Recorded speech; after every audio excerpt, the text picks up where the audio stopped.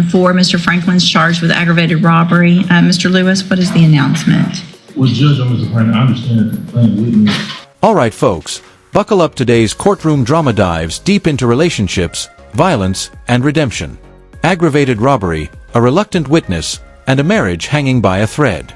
Who's telling the truth? And who's protecting who? Let's find out. I've been in touch with the state on this one. Judge, may I put a few things on the record, please? Yes, ma'am, of course. First, may I have the name Kayla Davis called? Would you call the name Kayla Davis, please?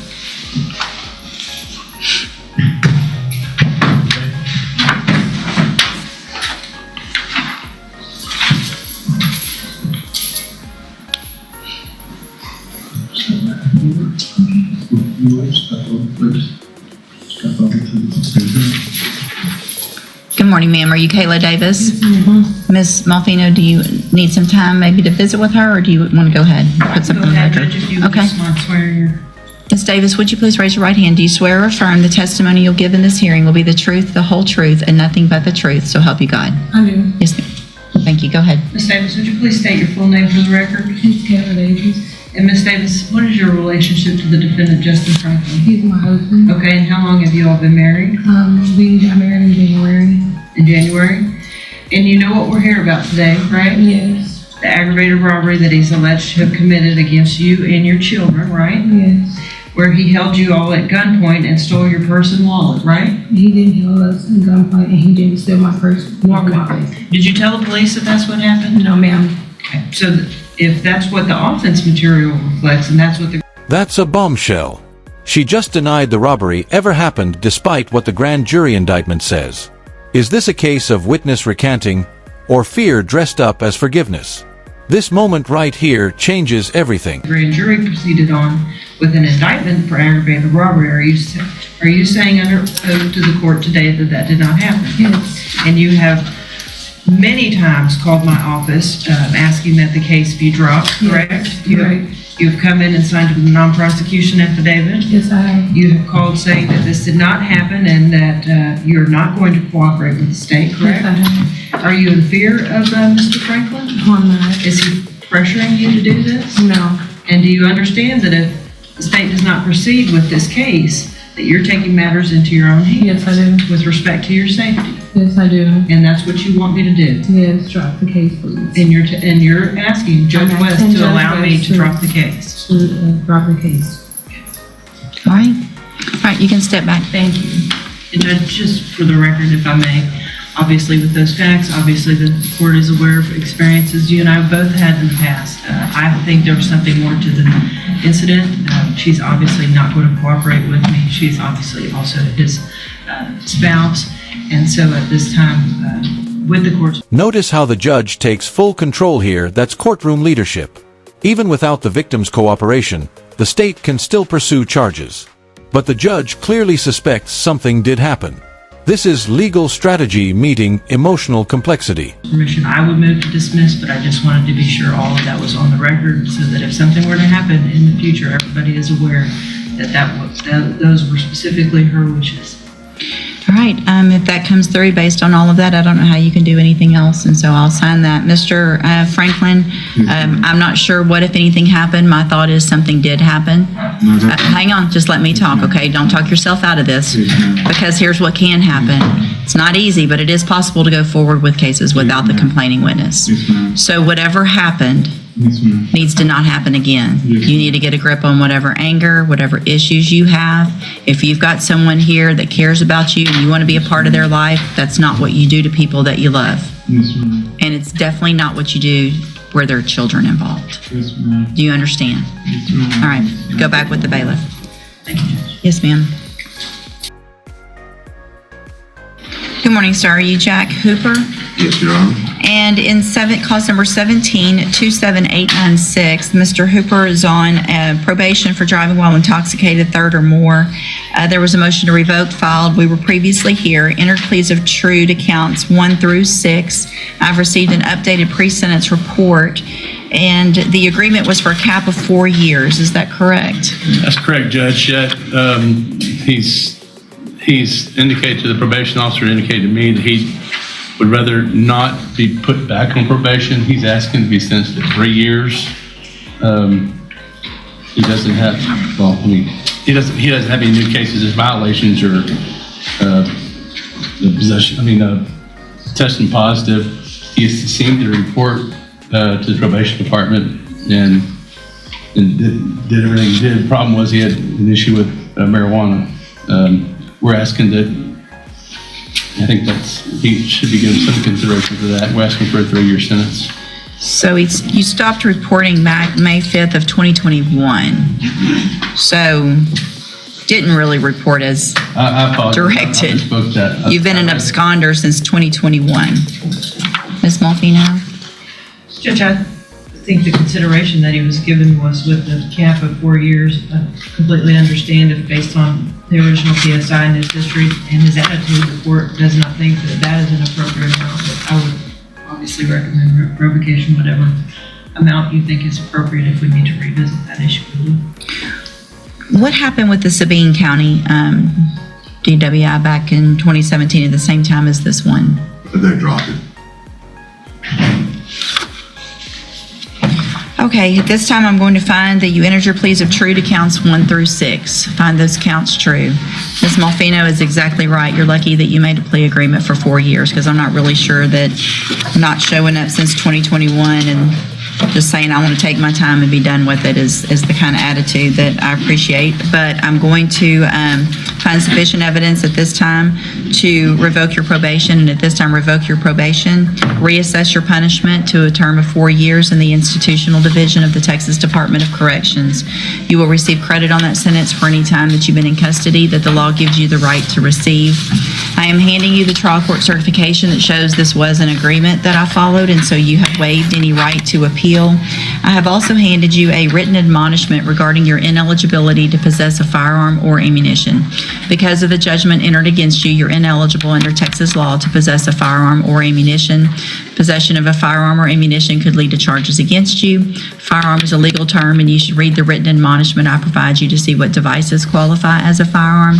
If you have questions about the laws that make you ineligible to possess a firearm or ammunition, or about how long that lasts, you can talk with Mr. Parker.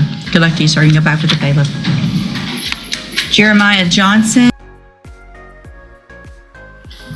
Okay, maybe. You see what I'm saying? At Yeah, the top. it wasn't one of the allegations. That's why I was looking at the wrong thing.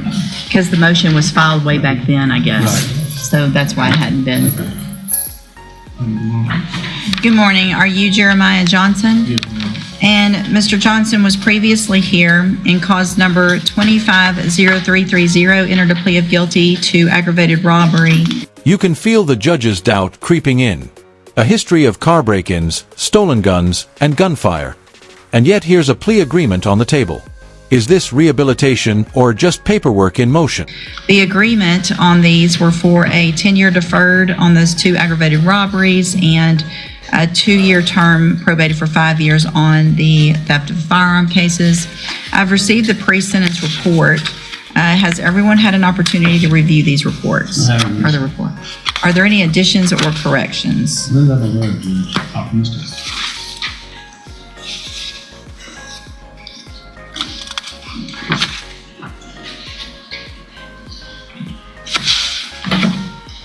So,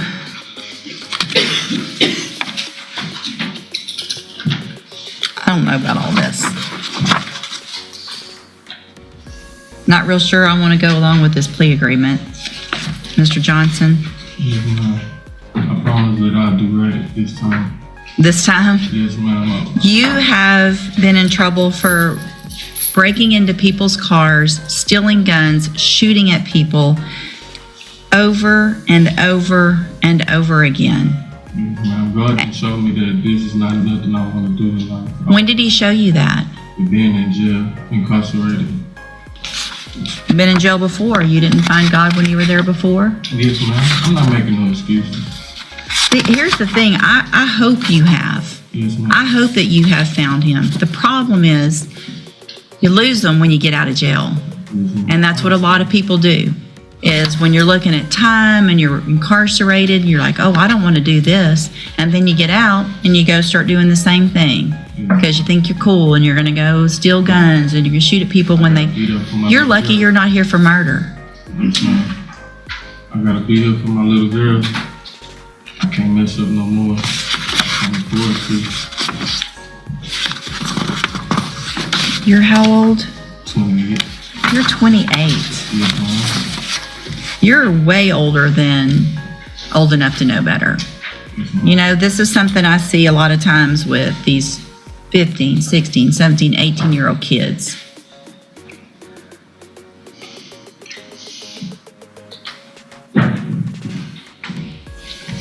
Your child's 7 years old, Yes, ma'am. so it's not like you have a baby and all of a sudden you know you need to be there for her. Yes, ma'am. I know. I made a few mistakes in my life, but I'm willing to try to. That's an understatement, don't you think? Yes, ma'am. I understand. I appreciate, too, that you're being honest with me today. But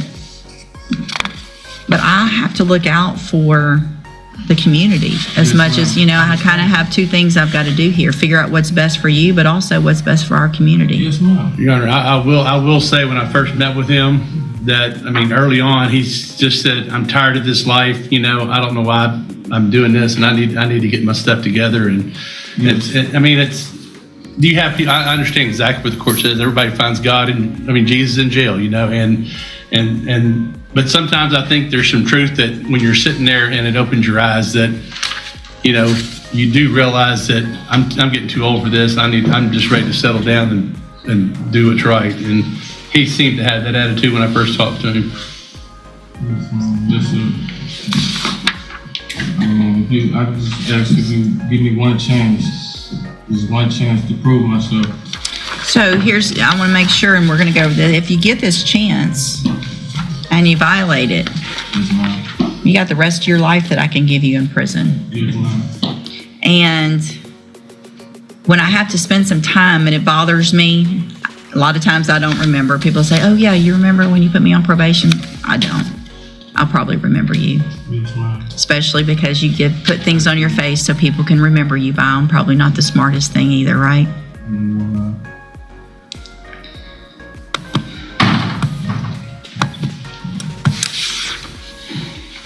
Okay.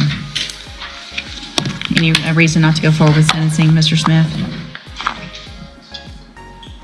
All right, so here's what I'm going to do, Mr. Johnson, because of my concerns.